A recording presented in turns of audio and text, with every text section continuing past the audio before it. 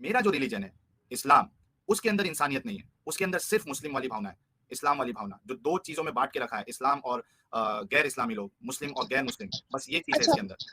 अच्छा, एक और सवाल था कि जैसे कि आप पहले एक मुसलमान थे, तो आपको ये तो पता होगा अल्लाह के हुकूक, इंसानों के हुकूक, बेवाओं के हुकूक, यतीमों के हुकूक, इनके बारे में तो आपको पता होगा। जी। तो आपको ये भी पता होना चाहिए कि अल्लाह पाक ने कहा है कि मेरे हुकूक से पहले बंदों के हुकूक है।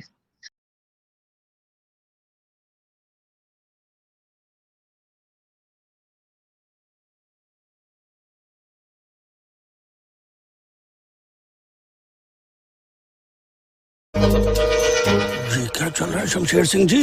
देखते जाओ बस। तो बात दरअसल ये है कि मैं एक मुसलमान हूँ, और दूसरी बात ये कि मैंने भले ही कुरान जो है बा तर्जुमा ना पढ़ा हो, ना भले ही मैंने तफसीर के साथ ना पढ़ा हो, पर मेरा दिल नहीं मानता कि मैं अपना दीन छोड़ूं। ठीक है, पहली बात तो ये है। और दूसरी बात ये कि अगर आप पहले एक मुसलमान थे तो मेरा आपसे ये सवाल है कि क्या आपका ये ओवरनाइट डिसीजन था कि आपको एक मुसलमान नहीं रहना चाहिए।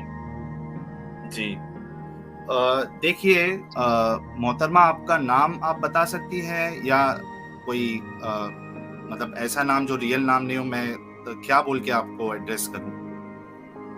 आप मुझे अनोनिमस से ही मुखातिब कर सकते हैं। ठीक है। और आप इंडिया से हैं एनोनिमस जी?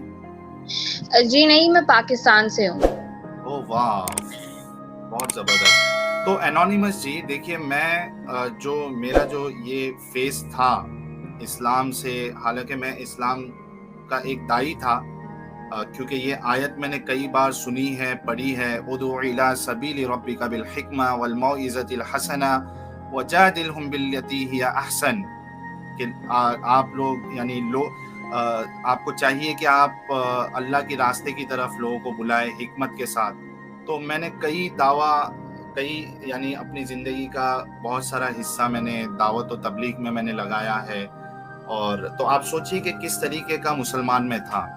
लेकिन जब और वो बुनियाद जो थी, वो इस्लाम का जो एक पहलू है, वो सिर्फ हमें बताया जाता है, हमें बस उसकी नॉलेज होती है, इसकी बुनियाद पे हम मुस्लिम रहते हैं और इतनी शिद्दत से हम इस्लाम को पसंद करते हैं या मोहम्मद साहब को पसंद करते हैं।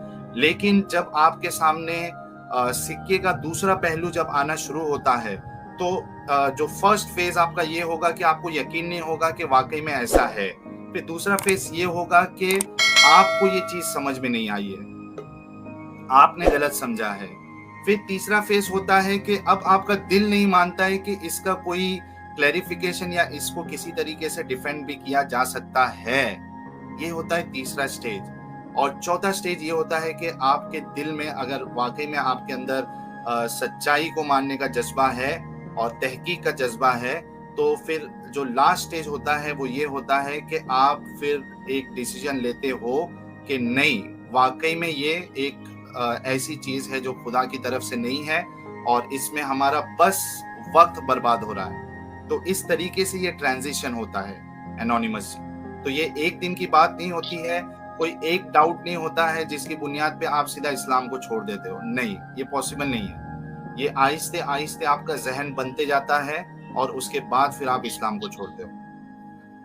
तो क्या लोगों ने आपको मुतासिर किया? लोगों ने in the sense? In the sense कि आप इंडिया में रहते हैं और आपके इर्द गिर्द बहुत से हिंदू भाई, हिंदू बहनें और मतलब डिफरेंट रिलीजन्स के साथ रहते होंगे, तो आप तो उनसे भी मुतासिर हुए होंगे। ठीक है, मैं इसका जवाब देता हूँ। उससे पहले प्रफुल्ल कुमार जी ने 40 रुपीज का सुपर स्टिकर भेजा है, थैंक्स अ लॉट। एनएन पोर्ट जी है, बहुत बहुत स्वागत है एनएन पोर्ट जी। ये कह रहे हैं आदमी को 72 हूर मिलेंगे तो औरतों को क्या है? औरतों को कुछ नहीं है, बल्कि मैं एनोनिमस जी से ही पूछूंगा कि उनको क्या मिलने वाला है थोड़ी देर में, जब मैं उनके सवाल का जवाब दे दूं। और कट्टर हिंदू जी चैनल के मेंबर बने हैं, बहुत बहुत शुक्रिया कट्टर हिंदू जी। आप बहुत दिन से आपको देख नहीं रहा था मैं, वरना आप भी एक रेगुलर व्यूअर है हमारे और कंट्रीब्यूट भी करते हैं कट्टर हिंदू जी, तो बहुत बहुत शुक्रिया मेंबर बनने का। और कुछ मोमिन भाई हमारे लिख रहे हैं कि मैं इस्लामोफोब हूँ या फिर इस तरीके से। तो मैं चाहता हूँ कि आप आइए स्ट्रीम में, आप लोगों के लिए खुला मंच है, आप आइए और मेरे जो एतराज़ है उसका आप जवाब दीजिए, ताकि लोग भी समझे, मैं भी समझूं, और मैं इन एतराज़ को लाइव पे मैं मानने के लिए तैयार हूं। अगर आप साबित कर दो कि मेरा एतराज़ गलत है तो मैं लाइव पे मानने के लिए तैयार हूं कि ये मेरा गलत एतराज़ है। तो इतना ओपन हूं मैं। तो एनोनिमस जी, जो आपने पूछा मुझे कि क्या मैं हिंदुओं से या और मजहबी लोगों से इंस्पायर हुआ, तो मैं कह दूं आपको कि इंस्पायर नहीं हुआ मैं, लेकिन उनके साथ जो मैंने वक्त गुजारा है, यानी कॉलेज में, स्कूल में, ऑफिसेस में, तो वहां से जब आप मिक्स कल्चर में रहते हो और उसके बाद आप एक कट्टर मुस्लिम हो, कट्टर यानी जैसे कि मैं था, दावत देने वाला और प्रॉपरली फॉलो करना, प्रसाद नहीं खाना है, किसी को विश नहीं करना है उनके फेस्टिवल में। तो जब आप मिक्स कल्चर में रहते हो ना, तो सबसे बड़ा प्रॉब्लम यही हो जाता है कि आपके दिल को फिर वो सवाल चुभने लगता है कि यार मेरे जो दोस्त है, जो गैर मुस्लिम दोस्त है, वो हर फेस्टिवल में, हमारे हर फेस्टिवल में वो हमें मैसेजेस भेजते हैं, विश करते हैं, लेकिन इनके एक भी फेस्टिवल में ना हम विश करते हैं, बल्कि ये सामने से भी अगर विश करने आते हैं तो हम अपना पल्ला छुड़ा के दूर भाग जाते हैं। तो ये सब चीजें आपको अंदर से खाने लगती है। फिर आपको समझ में आने लगता है कि यार ये किस तरीके की इंसानियत है कि मैं एक अपने इंसान, जो कि वो खुद, अगर मुझे समझो मैं एक ऑफिस में काम कर रहा हूँ, मुझे कुछ हो जाए तो मुझे बचाने वाला, मुझे हॉस्पिटल तक पहुंचाने वाला मेरा हिंदू दोस्त होगा, मेरा क्रिश्चियन दोस्त होगा। वो नहीं देखेगा कि ये तो मुझे विश भी नहीं करता है तो इसे मैं क्यों हॉस्पिटल लेके जाऊं। वो मुझे हॉस्पिटल लेके जाएगा, वो मेरी मदद करेगा, हेल्प करेगा। तो ये चीजें आपको खाने लगती है। तो इस तरीके से मैं कोई हिंदू रिलीजन से या क्रिश्चियनिटी से कोई इंस्पायर नहीं हुआ हूं, ठीक है। लेकिन मिक्स कल्चर में रहने के बाद मुझे इतना समझ में आया है कि मेरा जो रिलीजन है, इस्लाम, उसके अंदर इंसानियत नहीं है, उसके अंदर सिर्फ मुस्लिम वाली भावना है, इस्लाम वाली भावना, जो दो चीजों में बांट के रखा है, इस्लाम और गैर इस्लामी लोग, मुस्लिम और गैर मुस्लिम, बस ये चीज है इसके अंदर। अच्छा, एक और सवाल था कि जैसे कि आप पहले एक मुसलमान थे, तो आपको ये तो पता होगा अल्लाह के हुकूक, इंसानों के हुकूक, बेवाओं के हुकूक, यतीमों के हुकूक, इनके बारे में तो आपको पता होगा जी। तो आपको ये भी पता होना चाहिए कि अल्लाह पाक ने कहा है कि मेरे हुकूक से पहले बंदों के हुकूक है। अगर तुम लोग बंदों को नहीं आसानी पहुंचा रहे, उनकी दिलजारी कर रहे हो, तो तुम मेरे लिए भी अच्छे नहीं हो। नहीं, लेकिन अगर आप पूरा इस्लाम का सिस्टम देख लीजिए ना एनोनिमस जी, अब मुझे पता नहीं कि आपने कितनी सारी हमारी स्ट्रीम देखी है या कितनी सारी आपने वीडियोस देखी है। अच्छा, एक बात मुझे कहनी थी, मैंने आपकी ना जितनी भी वीडियोस देखी हैं, आप तो उसमें मुझे खैर इतना तो आपने बुरे अल्फाज इस्तेमाल नहीं किए, पर बात ये है कि इंसान के नजरिए के ऊपर भी डिपेंड करता है और इंसान के दिमाग पे भी डिपेंड करता है, और इंसान का दिमाग ना सबसे पहले नेगेटिविटी की तरफ जाता है। मतलब आप एक चीज को, आप कहते हैं ना कि जैसे दो पहलू होते हैं, एक सिक्के का पहला पहलू फिर दूसरा पहलू, आपकी नजर में ना हमेशा नेगेटिव पहलू ही आता है, आप पॉजिटिविटी की तरफ नहीं देखते। अब देखिए एनोनिमस जी, ये सवाल आप अगर करते कोई एक गैर मुस्लिम से कि आप इस्लाम को एक नेगेटिविटी के साथ आप देख रहे हो, तो आपकी बात थोड़ी देर के लिए मान भी सकते। आप ऐसे शख्स से बात कर रहे जो खुद इस्लाम की दावत देता था और दिफा करता था, तो नेगेटिविटी अगर होती तो मैं, अच्छा सॉरी, है ना, आप समझ रहे हैं ना कि मैं तो खुद दावत और तबलीग करता था, इस्लाम का दिफा करता था, तो नेगेटिविटी अगर होती तो मैं, अब बात डिफरेंट है, आप दिफा करते थे यानी वो पास्ट है, और करेंटली आप नहीं करते, आप नॉन मुस्लिम हैं, तो बहुत डिफरेंसेस आ जाते हैं। नहीं, तो मैं वही कह रहा हूँ ना कि पॉजिटिव थिंकिंग से मुझे एक्स मुस्लिम या नॉन मुस्लिम बनने की जो वजह थी, उसी बुनियाद पे मैंने किया है ना। अब आप मुझे बताइए एक बात, आपने मुझे ईमेल पे लिखा था कि आपने कुरान ट्रांसलेशन से नहीं पढ़ा है, ठीक है, पूरा नहीं पढ़ा है आपने जी, सही, ठीक है। आपने हदीसों को नहीं पढ़ा है, ठीक है जी, है ना। आपने इस्लाम को सिर्फ उतना सीखा है जितना आपको बताया गया है, नहीं, ये बात तो दुरुस्त नहीं है। अगर मेरे दिमाग में कोई सवाल होता है तो मैं उसके जवाब ढूंढने के लिए निकलती हूँ, और अल्हम्दुलिल्लाह मुझे मिल जाता है, क्योंकि मेरे अंदर ये उम्मीद होती है, मेरे अंदर ये यकीन है कि अगर मैं ढूंढने की कोशिश करूंगी तो मुझे मिल जाएगा। अच्छा, अभी मुझे बताइए कि थोड़ी देर पहले एक आयत, एक भाई जो हमारे जुड़े थे उन्होंने बताया कि सूरह बकरा की वो आयत है, उसमें लिखा है कि जो गैर मुस्लिम औरतें हैं वो जो सेक्स स्लेव्स होती है उससे भी बदतर है। मैं आपको बता दूं स्क्रीन पे वो आयत, आप जी इसके बारे में जरूर, क्या कहेंगी? जी जरूर, आप पहले दिखा दीजिए। जी मैं दिखा देता हूँ।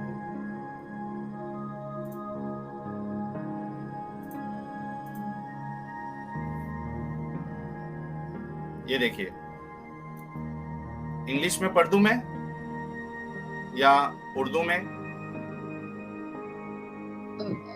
मैं उर्दू में खुद पढ़ लेती हूँ।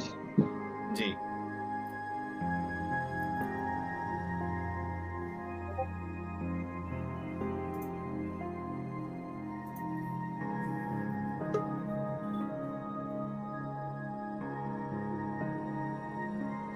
अच्छा जनाब, आपने कहा सेक्स स्लेव, तो यहाँ पे लिखा हुआ है कि मुस्लिम लौंडियां। अच्छा, अब लौंडियां सुनकर आपके माइंड में पता नहीं क्या क्लिक करता है या क्या मीनिंग निकलता है, पर मेरे लिए तो लौंडिया एक औरत ही हुई। वो मैं आपको बता दूंगा कि लौंडियों का क्या सिस्टम था, ठीक है, वो उस पे हम बात करते हैं और अभी करते हैं, ठीक है। लेकिन आप मुझे ये बताइए कि इस वक्त जो आपके सामने एक आयत है और जो मैंने कहा था कि इस्लाम के अंदर इंसानियत नहीं है, जो आप बोल रहे थे ना हुकूकुल इबाद, तो उसको हुकूकुल इबाद में जो है वो सिर्फ मुसलमान आते हैं, अच्छा, सारे लोग नहीं आते अगर हैं। एक मिनट, हालांकि एक अल्लाह मिनट। का दावा है कि अल्लाह सब सब सब मखलूक का जो है वो रब है, लेकिन जी उसमें वो बाइफर्केशन जो हो जाता है वो सबसे बड़ा प्रॉब्लम है। आप देखिए इसका आप क्या जवाब देंगी? देखिए, इस बात पे तो मैं यही कहूंगी कि एक मुस्लिम मर्द के लिए एक मुस्लिम औरत ही हलाल है, ठीक है। ये एक सही बिलीफ है, क्योंकि आप देखिए, अगर एक मुस्लिम मर्द नमाज पढ़ता है और अगर एक मुशरिक औरत नमाज नहीं पढ़ती है, तो दोनों को कैसे, दोनों साथ कैसे रह सकते हैं? सबके अपने अपने बिलीव्स होते हैं, एक फैमिली होती है, तो नहीं नहीं, आप कैसे? देखिए देखिए देखिए, आप जो है ना एनोनिमस जी, आप वर्ड्स किस तरीके से यूज कर रहे हैं उस पर बहुत ज्यादा फर्क पड़ता है, ठीक है। आपको अगर ये कहना है कि आप, बेहतर ये है कि आप अपने जो रिलीजन वाले हैं, जो बिलीफ सिस्टम है, सेम बिलीफ सिस्टम है, उनके साथ आप शादी करिए, तो समझ में आता है फिर भी कि ठीक है, सेम बिलीफ सिस्टम होगा तो आगे क्रैश नहीं होगा और डिफरेंसेस नहीं आएंगे। लेकिन जो वर्ड्स यूज किए जाते हैं, जैसे इधर है believing slave woman is better than a polytheist, even though believing she might मतलब प्लीज यानी यू। आप, मतलब बिलीविंग तो इन्हीं सेंस लूंगी ना कि आप अपनी ही औरत पे जो है वो यकीन कर सकते हैं, और अगर वो औरत मुसलमान है तो आपकी बीवी है, तो आप उसी पे यकीन कर सकते हैं बनिस्बत एक मुशरिक औरत के। तो मतलब मुशरिक औरत जो है आपके नजदीक वो भरोसे के लायक नहीं है? भरोसे के लायक नहीं, पर जिंदगी के, मतलब जिंदगी के लिए आप एक मुस्लिम हैं और आप एक मुशरिक औरत से शादी कर रहे हैं, तो मतलब कैसे सूटेबल हो सकता है? क्योंकि हमें आगे की जिंदगी का तो नहीं पता ना, क्योंकि अल्लाह बेशक बेहतर जानता है कि आगे हमारे साथ क्या होने वाला है। तो कोई बेहतरी ही रखी है कि मुशरिक औरतों को मुशरिक मर्दों के लिए नहीं सही करार दिया गया। नहीं, अच्छा, एक और बात, एक और अच्छा, बात दूसरी यहाँ बात पे। आपने ये कहा, एक मिनट एनोनिमस जी, और आपने एक बात ये कही कि लॉन्डियों में क्या प्रॉब्लम है। अगर आपको कोई लॉन्डी बोल के बुलाए तो आपको चलेगा? आपको कोई लॉन्डी बना ले, सॉरी माफी चाहता एक हूँ कि मैं मिनट ऐसे जी, अल्फाज आपके लिए यूज मुझे, कर रहा हूँ। आप हाँ बताइए पर कि आपको अगर कोई लॉन्डी बोल के बुलाए तो आपको कोई प्रॉब्लम नहीं है उसमें?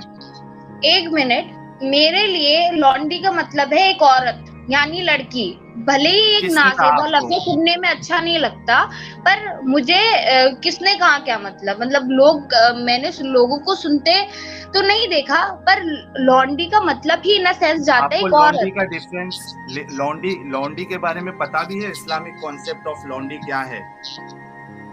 जी नहीं। चलिए मैं आपको बताता हूँ, 1 मिनट दीजिए, 1 मिनट दीजिएगा।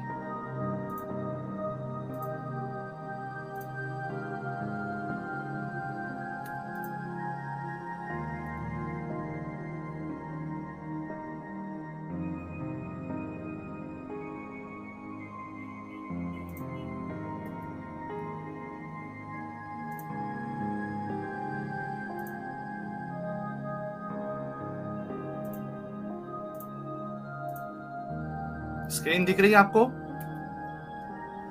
एनोनिमस जी? जी नजर आ रही है। ठीक है। अच्छा, देवराज जी ने 100 रुपीज का कंट्रीब्यूशन किया। मुझे सिर्फ ये सुपर चैट्स ले लूं, उसके बाद फिर मैं आपको बताता हूं कि आप किस तरीके से लॉन्डी आपके नजर में कुछ बुरा आपको नहीं लग रहा है, वो मैं आपको बता देता हूं। देवराज जी ने 100 रुपीज का कंट्रीब्यूशन किया। You don't have religion, you don't leave religion, the belief goes away automatically bit by bit along with time when you embrace reality। बिल्कुल सही, और यही चीज मेरे साथ हुई थी। देवराज जी बहुत बहुत शुक्रिया कंट्रीब्यूशन के लिए। क्रिटिकल रीजनिंग जी ने 40 रुपीज का कंट्रीब्यूशन किया। क्या इस मोहतरमा का फीमेल जेनिटल म्यूटिलेशन हुआ? अब वो तो वही बता सकती है। मुझे लगता है अगर ये बोरी है तो हुआ होगा, अगर बोरी नहीं है तो फिर नहीं हुआ होगा। क्रिटिकल रीजनिंग जी कह रहे हैं यजीदी वुमन की हालत बताओ। आई थिंक अगर ये एक एडुकेटेड वुमेन है एनोनिमस जी, तो डेफिनेटली अगर वो न्यूज़ देखती है तो उनको पता होगा कि यजीदी वुमेन या वहाँ की जो महिला है उनके साथ क्या होता है क्या नहीं होता है। मसूद, और कोई सुपर चैट्स है तो स्क्रीन पे लेके आओ, फिर मैं आगे बढ़ता हूँ। मिस हो गए कुछ, 1-2 सुपर चैट थे, सुपर स्टिकर थे, मिस हो गए। ठीक है, आप ये कर लो, फिर बाद में हम बात करते हैं। अच्छा टॉपिक। हाँ, वो हम बाद में उसको कंसीडर कर लेंगे। हाँ, तो एनोनिमस जी देखिए आपके सामने है सूरह निसा, सूरह नंबर 4 आयत नंबर 24। अब इसका जो शुरुआत का जो हिस्सा है आयत में, वो देखिए क्या लिखा है। और शौहर वाली औरतें भी तुम पर हराम है, मगर वो जो असीर होकर लौंडियों की तौर पर तुम्हारे कब्जे में आ जाए, ये हुक्म खुदा ने तुमको लिख दिया है। ठीक है, और इन मुहर्रमात के सिवा और औरतें तुमको हलाल हैं। ठीक है, अब इसमें इंग्लिश में अगर पढ़ूं मैं इजीली, अगर इसको समझना है, and also prohibited to you are all married women except those your right hands possess, this is the decree of Allah upon you। अब इसमें एनोनिमस ये कहा जा रहा है कि आपके ऊपर यानी मुस्लिम मर्दों के लिए कहा जा रहा है कि आपके लिए शादीशुदा औरतें हराम है, सिवाय उनके जो तुम्हारे मिल्कियत में है, जो राइट हैंड पोजेस है। अब आपको पता है कि ये आयत कभी उतरी एनोनिमस जी? इसमें ये कहा जा रहा है, आप ये बता दीजिए। हाँ मैं बता देता हूँ। इसमें आयत में ये कहा जा रहा है कि एक मुस्लिम के लिए जो मैरिड वुमेन है, यानी कोई फीमेल है, उसकी शादी हो चुकी है, तो वो इसके लिए हराम है, वो उससे शादी नहीं कर सकता है, वो उसके साथ सेक्स नहीं कर सकता है। ठीक है, लेकिन अगर वो स्लेव है और वो शादीशुदा भी है तो भी आपके लिए अलाउड है कि आप उसके साथ सेक्स कर सकते हो। ठीक है, स्लेव का लफ्ज जो है वो कहाँ है? मतलब हाँ, मैं बताता हूँ। राइट हैंड पोसेस जो है वो स्लेव्स ही होते हैं। अब इसका जो कॉन्टेक्स्ट है वो आप देख लीजिए, ताकि बात जो है वो एकदम क्रिस्टल क्लियर आपको समझ में आ जाए, और फिर मुझे आप बताइएगा कि इसको आप खुद एक फीमेल होने के नाते अपने ऊपर पसंद करती है या नहीं करती है। ठीक है, अच्छा देखिए, एक मिनट मैं पहले मैं बता दूं आपको, उसके बाद आप बताइएगा। एक मिनट,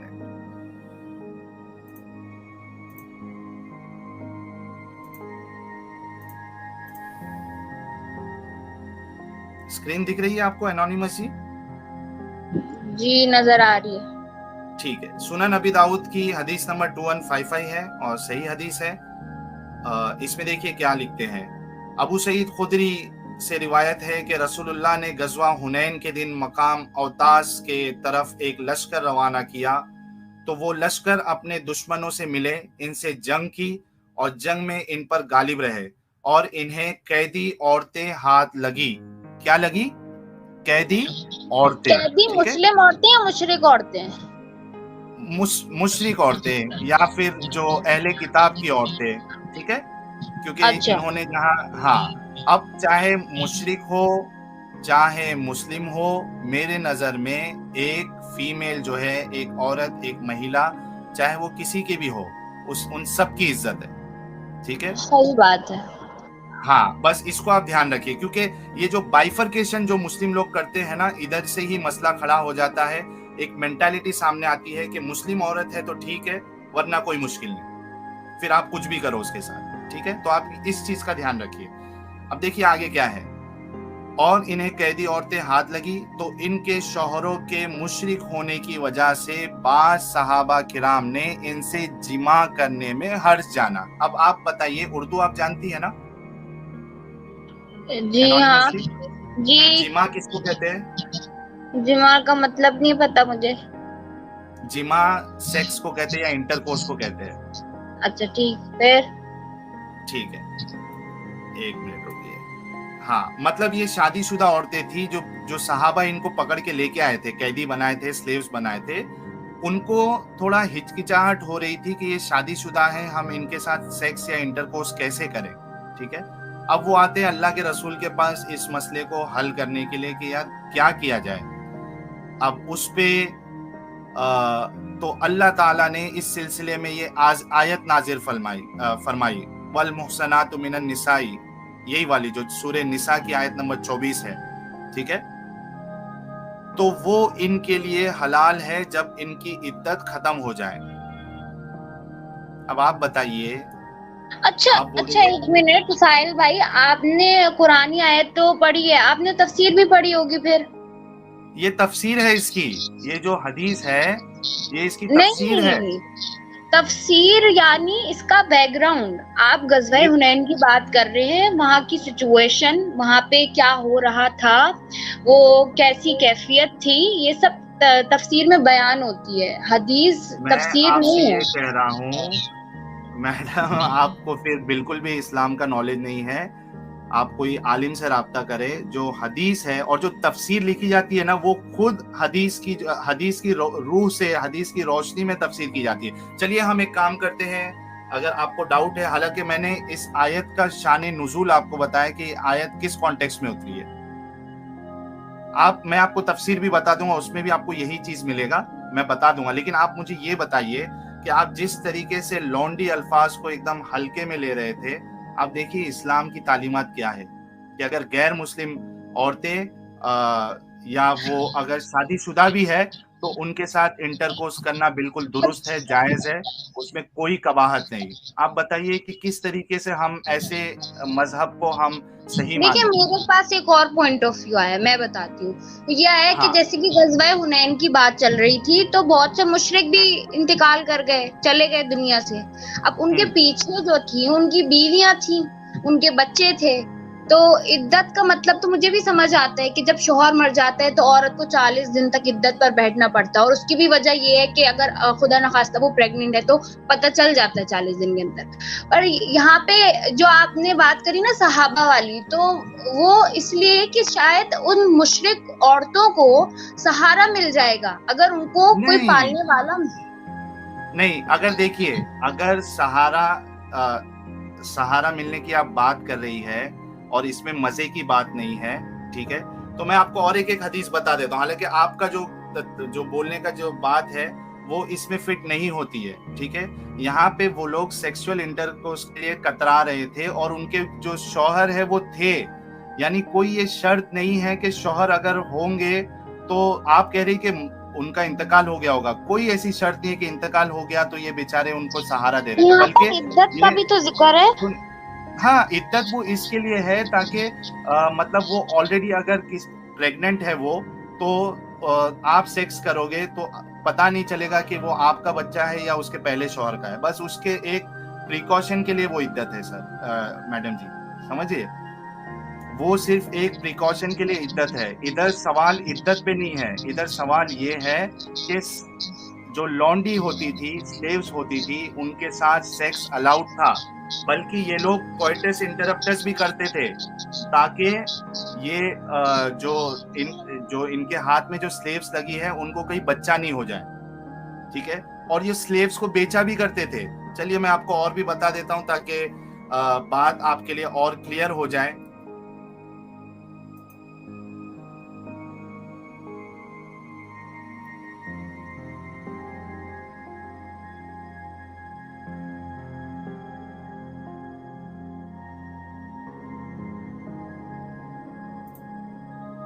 ये देखिए, सुनन अबी माजा की हदीस नंबर 2517 क्या लिखा है? जाबिर बिन अब्दुल्ला कहते हैं कि हम लोग अपनी लौंडियां और उम्महातुल वलाद बेचा करते थे और नबी करीम हमारे दरमियान जिंदा थे और हम इसमें कोई हर्ज महसूस नहीं करते थे।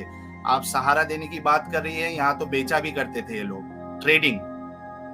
अब इस पे क्या दिफा करेंगी आप? आप बताइए मुझे कि आपके शौहर जिंदा है, ठीक है, उसके बावजूद आपको बांटा जा रहा है, आपके साथ सेक्स की इजाजत है, और उसके बाद मतलब आपके साथ अगर समझो मामला पूरा हो गया, उसके बाद आपको बेचा भी जा रहा है। आप इसको डिफेंड करना चाहती हैं एनोनिमस जी? जी मैं बिल्कुल डिफेंड करती, और मुझे इसमें बहुत सोचने का वक्त चाहिए, क्योंकि मैं कोई इम्पल्सिवली जवाब नहीं देना चाहती, मुझे इसमें सोचना है और मैं सोच के जवाब दूंगी।